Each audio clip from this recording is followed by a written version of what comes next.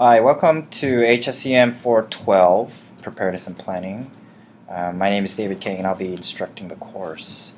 We'll be going through the table of contents prepared in Unit 1. So for this one, I'll be telling you a little brief background about myself and then the course itself, and then we'll go right into the instructional portion of Unit 1. But anyway, as you follow along the contents, I'll be doing the video presentation. Again, if you aren't in HSM 412, then obviously you're in the wrong course. But this is HSM 412, and we're going to be learning about the emergency planning and preparedness. And we're emphasizing planning rather than preparedness, just because it's quite more valuable on the planning side. But there will be some elements of preparedness to this class.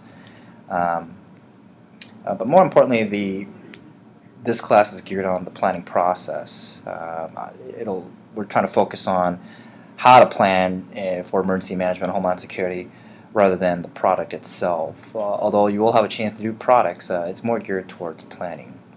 And our goal, of course, for this is to be able to apply the emergency planning from theory into practice, and hopefully give you guys a tool within your toolkit to apply it for a real-life position out in the workforce, and hopefully work for the state of Alaska. My background is I've got a degree in public health and hard science in microbiology, and I've got a business side. I did my graduate work at the University of Anchorage, Alaska Anchorage at UAA, in global supply management. So I do have a hard technical as well as a softer business side.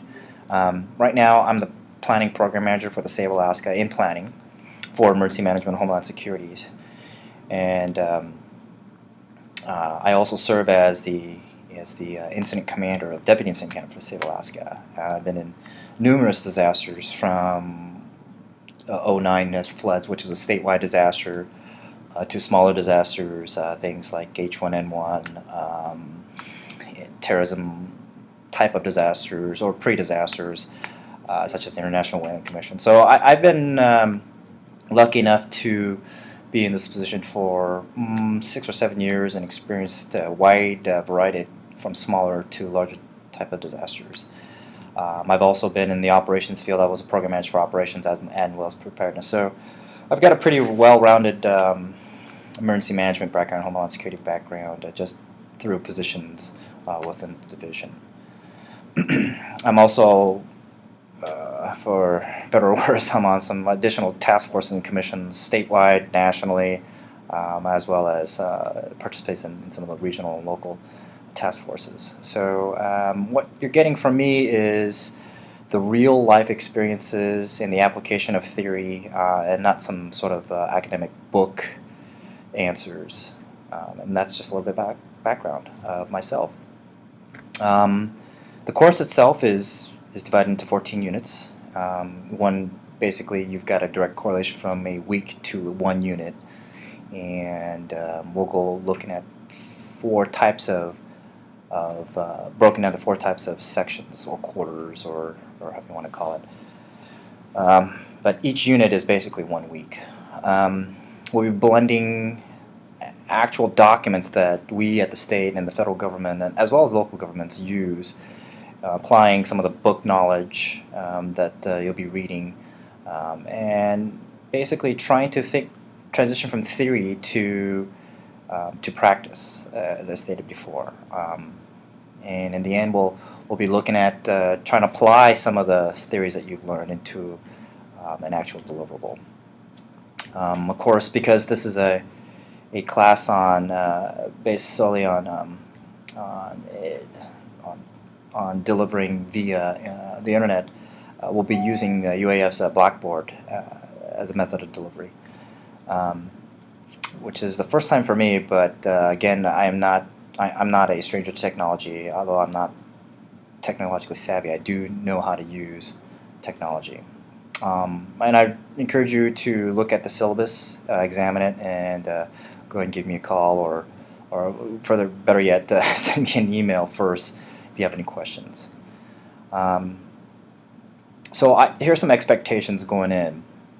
I expect you guys taking the class to be proficient and be working at a 400 level class. So in other words, you should be more advanced in terms of your thought, your products, and discipline in taking this class.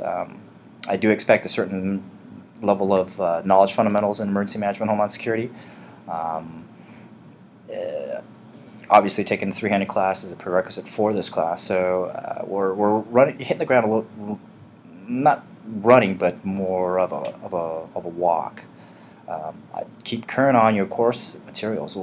It's going to be fast in terms of workload, but and the work will be substantial, quite frankly, right off the get-go. But and it'll tailor off. So keep up on your coursework. In addition, be interactive. Ask questions if you don't know. We'll be talking a lot about theory and applications. Bring some of for those of you in the industry, in the EMS or fire or police, law enforcement, or community planning. If you're in the industry, don't be hesitant to ask how the theory relates into what you're doing currently.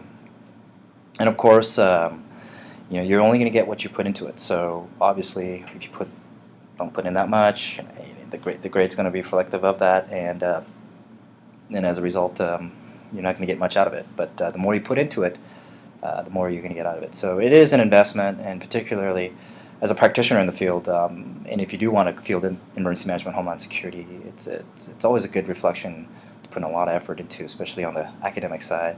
So as you transition into the workforce, you'll be a familiar face that I want to tap into. So ultimately, as I said earlier, I'm hoping that you become an emergency planner, and ultimately with the state of Alaska in the future. The School of Management is hoping to groom future emergency planners within the state. So that's just kind of just a quick background.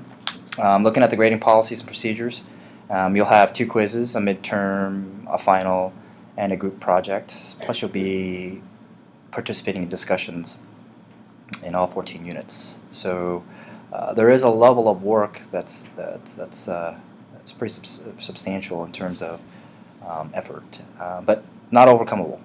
So all graded assignments will be submitted electronically, and don't miss the timelines. I'll only give you minimal chance to do that. So as I said earlier, make sure you're on top of your game in terms of time management. And then refer to the syllabus for additional breakdowns, and again, ask questions if you have them. Some of the expectations for you as a student is I need you to be able to understand the emergency management process, the tenets of the emergency management process. I need you to apply your understanding, the knowledge that you've gained into a deliverable. And then know how to use the various tools I'll be providing you within this workload on applying the emergency management process. And of course, to some degree, you're going to have to measure the effectiveness. This is a planning course, and measurement is one of them.